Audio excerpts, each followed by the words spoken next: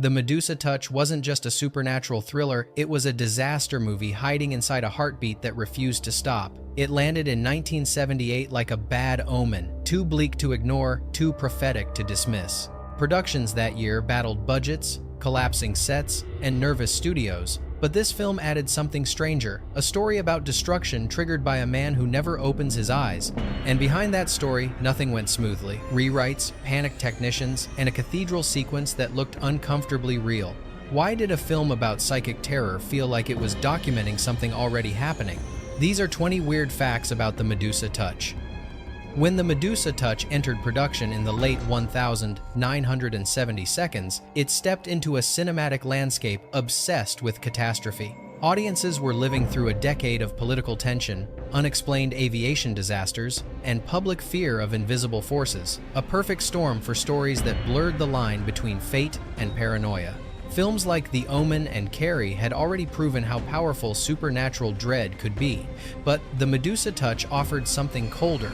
A villain who never moves, never speaks, yet bends the physical world until it cracks. The production leaned into British realism instead of glossy Hollywood spectacle, grounding its supernatural premise in a cityscape that looked frighteningly familiar. It wasn't a fantasy, it felt like a reflection. Part of what made the film so unusual was its structure. Most thrillers of the era followed detectives, cults, disasters, or demonic entities, but this story anchored everything to a single mind. A man in a coma becomes the gravitational center of destruction, with flashbacks revealing trauma, arrogance, moral decay, and a psyche festering long before the accidents begin. This inversion, a passive body with an active wrath, set the film apart. It challenged the traditional thriller formula and unsettled studios that worried audiences wouldn't accept a narrative driven by internal rage rather than external antagonists. Yet that risk was precisely what convinced director Jack Gold and star Richard Burton to take on the project. Burton, in particular, gravitated toward roles that explored damaged brilliance, and John Morlar offered him a character whose intellect was as dangerous as any weapon. Today, the Medusa Touch remains more than an overlooked thriller. It occupies a strange, persistent corner of film culture. Viewers rediscover it through late-night TV, horror retrospectives, and online forums drawn to its unnerving sense of inevitability. The cathedral collapse sequence, once dismissed as mere miniature work, is now admired for its precision and emotional weight. Discussions about psychic energy, fate, and the ethics of storytelling continue to pull modern audiences back to the film's themes.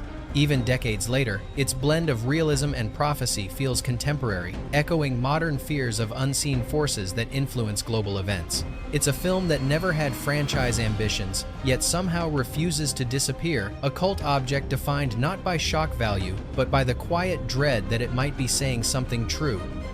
1. The Warning, disguised as a novel. Number 1.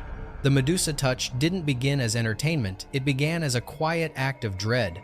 Peter Van Greenaway's novel came from a decade soaked in catastrophe, hijackings, unexplained crashes, political violence, and a deep cultural fear that something unseen was steering the world off course. Readers in 1973 didn't treat the book like fiction. They treated it like an interpretation of their own news cycle. Producers felt the same discomfort when the manuscript reached their desks. There were no ghosts, no cults, no demons, only the terrifying idea that one mind could project its rage outward until the world physically broke. The book was rejected by several studios for being too bleak, too psychologically corrosive. Yet that bleakness was exactly what hooked director Jack Gold. Gold believed the story was less about psychic power and more about a man shaped by cruelty, arrogance, and alienation. In his view, Morlar wasn't a monster, he was a product of a society that ignored warning signs until the damage was irreversible. The studio hoped the supernatural angle would soften the blow. Instead, it made everything feel sharper. Why did a fictional character's bitterness feel so familiar? Why did the destruction seem so plausible? That uneasy realism would follow the project into casting, into production, and into the most infamous sequence the film would ever attempt. 2. Richard Burton wasn't the first choice, but he was the inevitable one. Number 2. Richard Burton's casting wasn't a stroke of luck, it was a slow, nervous compromise. Early drafts circled younger actors, even American ones, who could bring commercial appeal to a British thriller. But every test reading failed the same way. The actors sounded alive. Morler isn't alive. He's a gravitational pull, a presence that corrupts the room. Burton understood that immediately. His rehearsals weren't dramatic, they were oppressive. Crew members described a heaviness that settled when he lay motionless in the hospital bed. His eyes closed, his breathing shallow, yet somehow the space felt occupied by something watchful. Burton's own life, marked by brilliance, exhaustion, and emotional violence, seeped into the performance. But his intensity had consequences. Technicians complained their nerves were frayed after hours spent filming scenes where Burton said nothing but seemed to radiate contempt. One electrician refused to adjust a light near Burton's bed alone. "It felt like he knew I was there," the man said, "and he didn't like it." Why did a still, silent character become the most dominating force on set? The production would find out soon when the accidents began. 3. The unsettling pattern of onset accidents. Number 3. The production didn't begin with chaos, but chaos arrived quickly. A camera jammed during the very first attempt to capture Morler's psychic flashback. Then a lighting rig flickered so violently that a take was abandoned. Crew members brushed it off as typical film set wear and tear, until the pattern continued. Lights malfunctioned only during scenes tied to Morler's destructive moments. A scaffolding plank snapped under a stunt coordinator's foot, an incident the safety team insisted should not have been physically possible. A monitor displaying playback distorted whenever Burton appeared on screen, but only when he was in the hospital bed makeup. No one genuinely believed the story was bleeding into reality, but no one joked about it either. The production became quieter, more controlled, as if the crew feared waking something up. One makeup artist refused to be alone with Burton's prosthetics, saying the empty shell of his face felt too aware. Accidents happen on every film, patterns do not, and the production hadn't yet reached the sequence that would define the movie, a cathedral collapse so convincing that some viewers believed it captured an actual disaster, and that catastrophe was waiting just ahead. 4. The director who walked into a storm he didn't expect. Number 4. Director Jack Gold didn't sign on to make a supernatural thriller he thought he was making a psychological autopsy. Gold was known for grounded dramas, stories about moral failures, and institutions collapsing from within. But when he agreed to adapt the Medusa Touch, he underestimated how heavy the material would feel once cameras rolled. Gold wanted realism. He demanded real environments, practical effects, minimal score, and a tone as dry as official paperwork. But realism comes at a cost. During production meetings, Gold argued repeatedly with executives who wanted a flashier, more commercial approach. Psychic powers aren't enough, one studio head insisted. Give the audience spectacle. Gold refused. To him, the horror wasn't in explosions, it was in inevitability. Yet inevitability began creeping into the shoot. Gold became fixated on portraying Morler's worldview, a universe shaped by resentment. That mindset wore him down. Assistants recalled how Gold grew quieter, more withdrawn, as if he were absorbing the darkness of the character he was studying. He snapped during scheduling arguments, reworked scenes obsessively, and lost sleep over the cathedral sequence. Why did a filmmaker known for control suddenly feel overwhelmed by the project? Perhaps because the Medusa Touch wasn't just about destruction on screen, it was about the slow erosion happening behind the camera.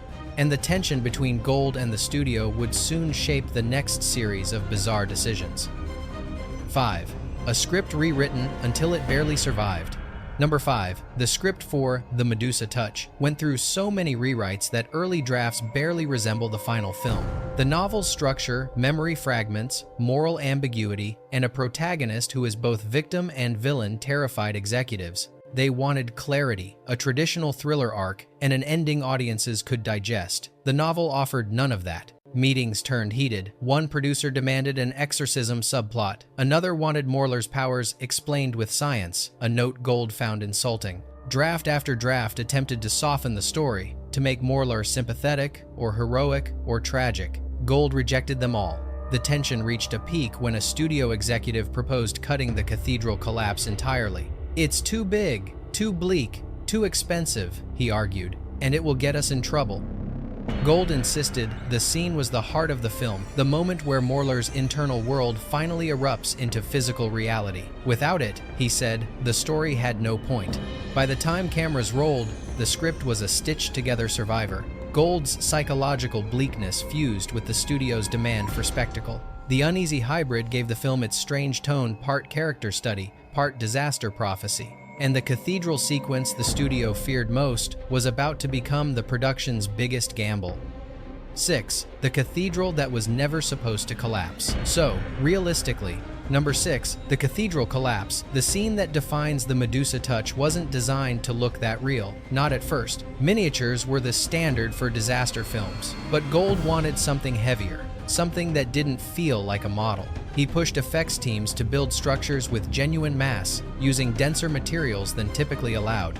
The miniature cathedral weighed far more than safety guidelines recommended for controlled demolition shots. When the team triggered the collapse, the footage shocked even them. Pillars didn't crumble, they imploded. Dust rolled out like a living organism. Debris hit the ground with a force that vibrated through the soundstage. Cameramen instinctively stepped back, even though they were nowhere near danger. One described it as watching a memory, not an effect. Another said, it looked wrong. Too right, like we'd captured something that shouldn't be repeated. When early test viewers saw the footage, several believed it depicted a real disaster. A journalist accused the production of exploiting a tragedy, one that hadn't even happened. Studio executives panicked. Gold felt vindicated. But the realism came with complications. Authorities questioned whether the production had violated building demolition regulations. Insurance assessors demanded an investigation. The collapse wasn't just convincing, it was concerning. And that concern rippled into the story's next phase, public backlash neither the studio nor the crew were prepared for. 7. The public backlash that hit before the film even opened. Number 7. The controversy surrounding the Medusa Touch began before the film reached theaters. When word spread about the cathedral sequence described in early press leaks as trauma-level realism, religious groups and safety boards demanded clarification. How had the production filmed such a collapse without injuring anyone? Was it created ethically? Did it depict a real event? Those questions weren't framed as curiosity, they were accusations. British tabloids capitalized on the hysteria, publishing headlines like, "Disaster movie too real for comfort," and "Did they go too far?" Journalists speculated that the film could trigger trauma in viewers who lived through actual structural disasters. Executives scrambled to calm the narrative, insisting the sequence was entirely artificial. The backlash spread to early screenings. Some viewers left the theater during the collapse, visibly shaken. Others stayed but described a physical discomfort watching a building fall in such detail. The film wasn't gory, it was believable, and believability proved more disturbing than blood. The studio briefly considered editing the scene down, but Gold refused. To him, the collapse wasn't shock value. It was the inevitable expression of Morler's worldview, a world that breaks exactly the way he believes it should. Why did audiences react so intensely to something fictional? Because fiction rarely mirrors reality this precisely. And the production had another problem. Its star's performance was beginning to raise questions of its own. 8. Richard Burton's performance wasn't acting, it was something closer to possession. Number 8. Burton's portrayal of John Morlar unsettled even people who adored him. He approached the role with a level of internalization that verged on self-erasure. Instead of emoting, he withheld. Instead of physicality, he radiated an invisible hostility. On set, his silence often felt louder than dialogue. Doctors had recently warned Burton about exhaustion and health complications, yet the role demanded a man suspended between life and death. Crew members whispered that Burton seemed half here and half somewhere darker. Even when cameras weren't rolling, he rarely broke character. His stillness wasn't restful, it was confrontational. In one memorable moment, a boom operator swore Burton's eyes opened slightly during a take where they were supposed to remain shut.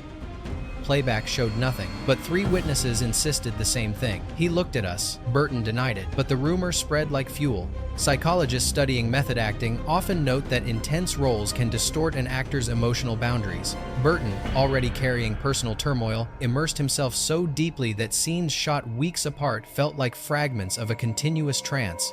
Was it method acting, fatigue, or something else entirely? Whatever the cause, Burton's presence shaped the tone of the entire production, and it collided directly with one of the most dangerous sequences the team attempted. 9. The plane crash scene nearly ended the production. Number 9. While the cathedral collapse gets all the attention, the plane crash sequence was the one that truly endangered the production. Miniature aviation shots were notoriously tricky, requiring precise pyrotechnics, controlled wind, and perfectly timed camera passes. Even slight miscalculations could turn a controlled burn into an uncontrolled explosion. The crew constructed a scaled aircraft using highly flammable materials to replicate a mid-air ignition. On the first test detonation, the flame front expanded faster than expected, melting a section of the rig and forcing the team to evacuate the effects stage. Insurance inspectors later said the fire's behavior did not follow expected patterns, which only fed existing rumors about the film's unlucky streak. Gold insisted on reshooting, pushing the effects team to capture a trajectory that looked disturbingly authentic. One supervisor begged him to reduce the intensity. Gold refused. "If it doesn't look real," he said, "it isn't Morlar." The final shot, a plane shearing through the air before erupting, was so convincing that several countries questioned whether it should be allowed in trailers. At least one broadcaster refused to air promotional footage, calling it too evocative of recent national tragedies. The production survived the scene, but barely. And the intensity of the accident-heavy shoot was starting to take a toll on everyone, especially the actors now tasked with carrying the psychological weight of Morlar's story. 10. A lead actress forced to perform through real fear. Number 10. French actress Lino Ventura wasn't the only performer grappling with the film's oppressive atmosphere. Remick, who played Dr. Zonfeld, carried a different burden. She had to act calm while the production kept giving her reasons not to be. Remick was known for poise, precision, and emotional clarity, but the Medusa Touch placed her in scenes that felt uncomfortably volatile. She performed most of her hospital scenes beside Burton, whose unsettling stillness made her visibly tense. In interviews years later, she admitted that acting opposite someone portraying pure internal violence required a kind of psychological armor. Crew members noticed her hands trembling slightly before takes, especially when the script called for her to confront Morlar's traumatic past. Compounding the pressure was the set's unpredictable environment: sudden lighting, malfunctions, distorted monitors, and a prop shelf that collapsed behind her without warning. The noise startled her enough that the take was ruined, but the reaction was so raw that Gold briefly considered using it. He didn't. Remick asked him not to.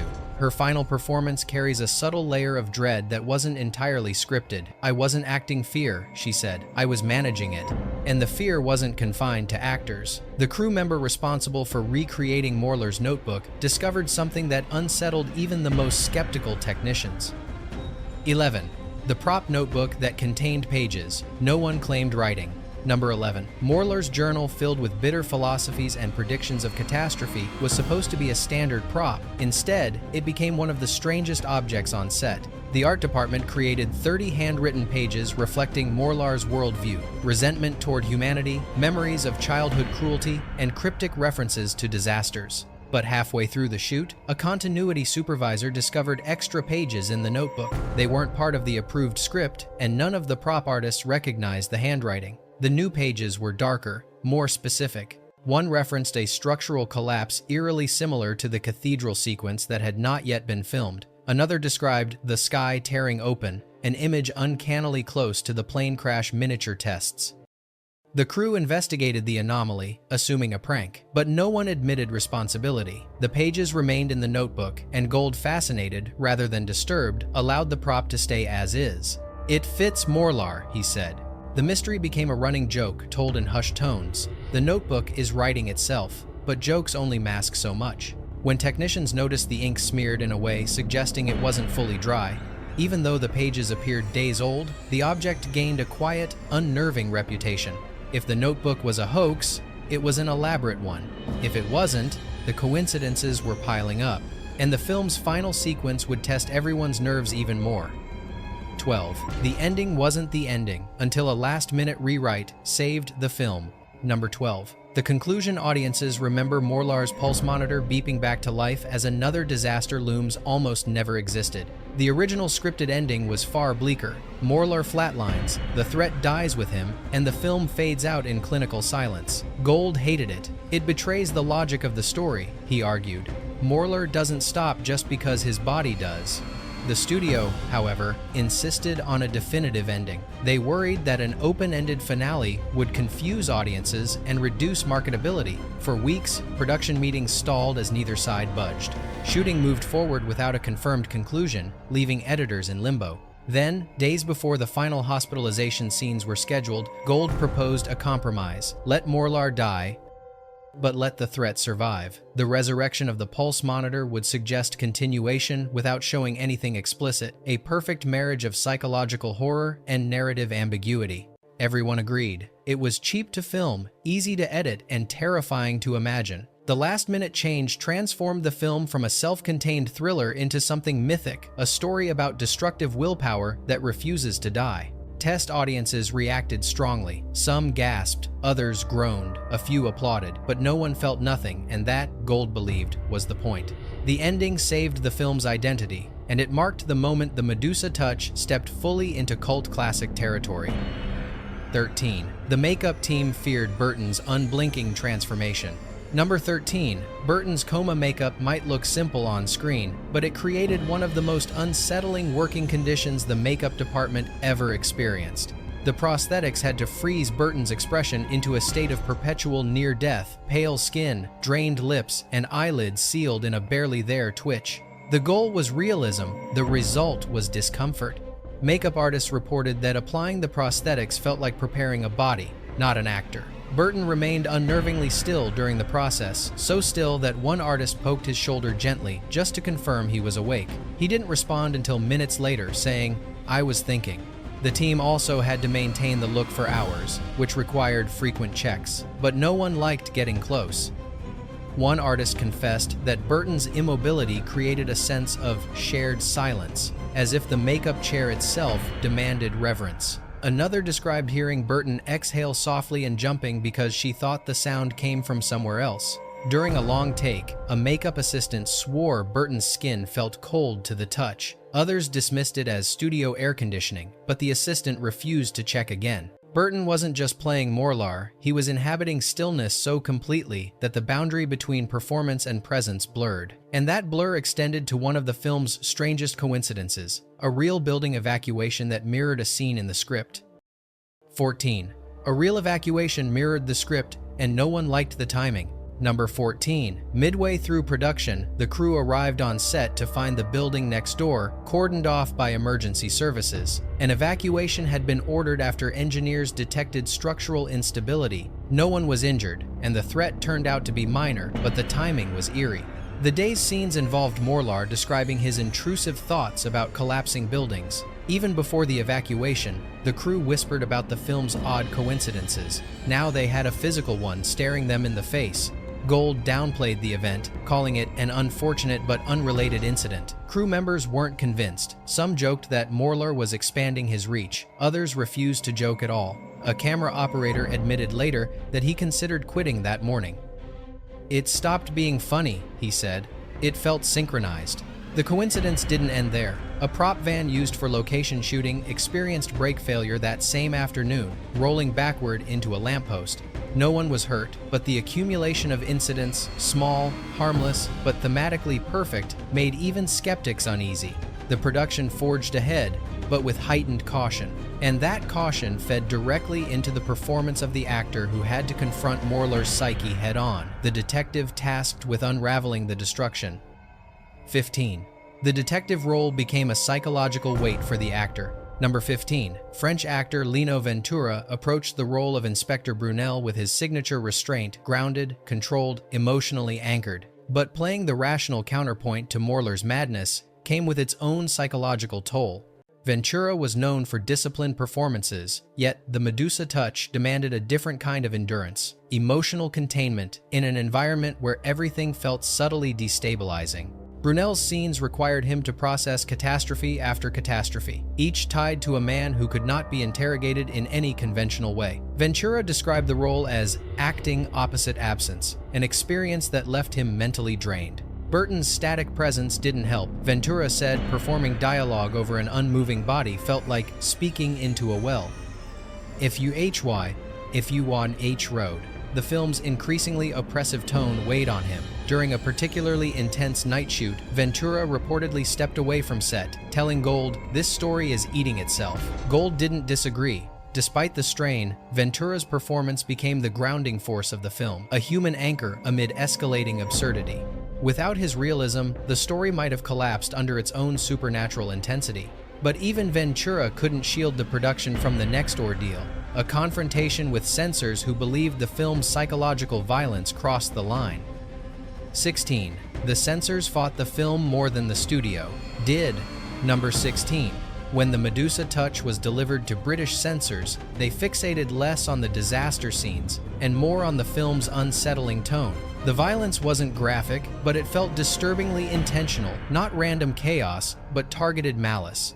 One reviewer from the British Board of Film Classification wrote that the movie projected a cold hostility difficult to contain. Their primary concern was the psychic connection between Morlar and the catastrophes. They feared audiences might interpret the film as glamorizing destruction, or worse, suggesting that modern institutions were structurally vulnerable to collapse. A few censors even questioned whether the cathedral collapse should be allowed in full, claiming it risked inciting dread disproportionate to fictitious events. Negotiations dragged on. Gold refused to remove the scene, arguing that the film's narrative depended on it. Surprisingly, the studio backed him, possibly because early scandal was already generating press interest. Ultimately, the film passed with minor trims, but the controversy cemented its reputation as something darker than a thriller. It was a film that didn't just portray destruction, it seemed to understand it. And the tension with censors set the stage for an even stranger twist. Viewers later claimed the movie had predicted real disasters. 17.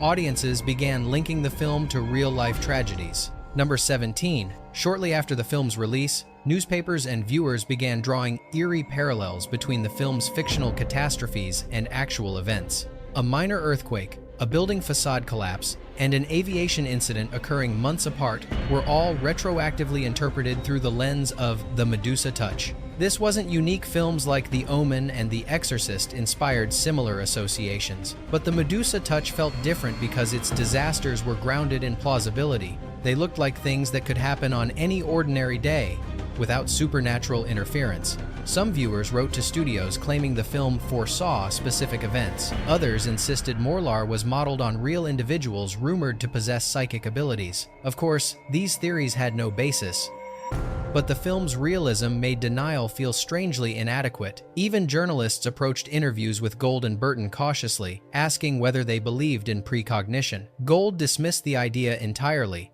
Burton didn't answer. The growing mythology around the film turned it into an accidental urban legend, one that contributed to its growing cult reputation. But the film's most unexpected afterlife came not from audiences but from the technology of a new generation, the rise of television broadcasts and VHS tapes. 18. Television and VHS saved the film from obscurity. Number 18. The Medusa Touch performed modestly in theaters, overshadowed by flashier releases and broader appeal thrillers. But its second life, the life that made it a cult classic, came from television syndication and the boom of VHS in the 1,980 seconds. On television, the film's quiet dread worked better than in cinemas. Viewers encountered it late at night, often alone, when its cold atmosphere and deliberate pacing felt more suffocating. Many fans discovered the film by accident, flipping channels, stumbling across the cathedral collapse, and then watching the rest in stunned silence.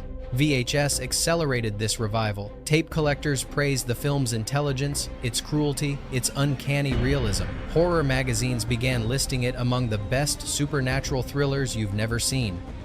Rental stores filed it under cult curiosities, alongside films like Don't Look Now and The Changeling. Slowly, the Medusa Touch transformed from a forgotten theatrical oddity into a secret handshake among genre fans. Gold didn't live to see the film's full cult ascent, but interviewers later noted how proud he was that the movie found its audience in its own time. And its afterlife wasn't over. The film's final moments became the spark for endless debate. 19.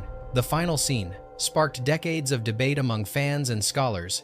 Number 19. No moment in the Medusa Touch has been scrutinized more than the final pulse monitor beep, a tiny sound that changed the entire interpretation of the story. The original script ended definitively. Morlar dies, the threat ends, closure delivered. But the last-minute rewrite Gold proposed introduced ambiguity so sharp it split audiences into factions. Was Morlar still alive? Was his power independent of his body? Had he planted a kind of psychic chain reaction that would continue without him? The film never answers, and that silence invited endless speculation. Some critics argued the ending was a metaphor for ideological extremism, destructive beliefs outliving the people who create them. Others insisted it was supernatural horror without metaphor. A smaller group believed the ending implied global catastrophe was inevitable, and Morlar was simply its messenger. What fascinated viewers most was the restraint. No explosion, no chaos, no monsters, just a beep, a whisper of survival where none should exist. The scene's simplicity made it adaptable to interpretation, and that flexibility fueled its longevity. Forums, essays, and film classes continued to debate the ending more than 40 years later. But behind that iconic final moment lurked one more secret, a fact almost no one outside the production knew. 20. A deleted scene revealed Morlar's power might have been even greater. Number 20, buried in production archives for decades, was a deleted scene that hinted at a deeper, more terrifying dimension of Morlar's abilities. The scene, shot but never completed with effects, showed investigators examining a series of small accidents occurring simultaneously across London. Power outages, minor car crashes, unexplained tremors. None were catastrophic, but together they suggested a city subtly bending under an unseen force. Gold ultimately removed the sequence because he feared it would explain too much. He wanted Morlar's power to remain ambiguous, possibly psychic, possibly symbolic, possibly the projection of society's own failures. Including the deleted material risked turning the story into a conventional disaster narrative rather than a philosophical one. Those who saw early cuts recall the scene as strangely clinical, almost documentary-like. A technician described it as the moment the film became too real. The implication was chilling. Morlar might not need emotional triggers to cause destruction. The force was constant, ambient, expanding. Had the scene remained, the final pulse monitor beep would have landed even harder, not as a hint, but as a warning. A subtle suggestion that the disasters seen in the film were only the beginning. In cutting it, Gold preserved the film's ambiguity, but he also ensured that Morlar became something mythic, not a character, but an idea that refuses to die. Bonus fact, the lost reel that no one expected to find. For decades, the Medusa Touch was believed to have a clean, fully preserved production history. No missing footage, no alternate cuts, no underground versions whispered about by collectors. But in 2011, a film archivist working through a private estate in Bristol uncovered a mislabeled 16mm reel marked simply MT, unused. When the footage was inspected, it revealed an extended version of Morlar's childhood flashback, far darker than anything in the final film. In this variant, a young Morlar stands in the ruins of a burned-out classroom, staring at smoldering beams as adults rush around him in panic. No dialogue, no music. Just the crackle of debris and the chilling stillness of a child who seems disturbingly calm amid destruction. The scene was never fully edited or sound mixed, but the intent was unmistakable. It implied Morlar's abilities manifested earlier, long before adulthood. Gold had cut the footage for two reasons. First, to avoid portraying a child with malevolent psychic force, and second, because he feared the moment tipped the film too far into supernatural determinism, undermining the psychological ambiguity he fought to preserve. Archivists contacted surviving crew members, some of whom were shocked to learn the footage still existed. One assistant editor claimed they were ordered to destroy all unnecessary reels due to storage costs. How this one survived, no one knows. The rediscovered scene has never been officially released. But among those who've seen it, the consensus is clear. If it had remained, the film's interpretation of Morlar would have shifted from tragic monster to inevitable one. And maybe that was a truth the 1,978 audience wasn't ready to face. In the end, the Medusa Touch stands as one of the rare thrillers that draws its power not from spectacle, but from suggestion. It doesn't overwhelm the viewer with constant chaos. Instead, it offers a slow, suffocating descent into a mind that believes destruction is the only honest language left in the world. The film's greatest strength is its ambiguity, the chilling possibility that Morlar's fury might be psychological, supernatural, or simply a reflection of the world's own fractured state. That uncertainty gives the movie its longevity. It's a story that asks not whether catastrophe can be stopped, but whether it is already embedded in the structures we trust. No matter how many years pass, its atmosphere still feels unnervingly contemporary. Over time, the film's legacy has grown beyond the expectations of its creators. Initially overshadowed at the box office, It found a second life through late-night television broadcasts and the tactile intimacy of VHS tapes. Viewers who encountered it alone in dim rooms during quiet hours became its most devoted advocates. Scholars have dissected its themes, fans have debated its ending for decades, and archivists continue to discover fragments that complicate the mythos behind the production. Unlike many thrillers of its era, the Medusa Touch never settled into obscurity. It transformed into a cult artifact, unsettling, intelligent, and strangely prophetic. And now the story continues with you. If you've ever felt that a film reached deeper than its genre suggested, or if a single moment lingered long after the credits rolled, then the Medusa Touch has done exactly what it was meant to do. Which of these facts struck you the most? Which detail reshaped the way you see the film or the way you see the world it mirrors? Share your thoughts below and tell us which movie, mystery, or forgotten classic you want us to uncover next. And if you'd like to keep exploring the hidden corners of cinema, don't forget to like this video, subscribe to the channel, and join us for more strange stories on Behind the Fact.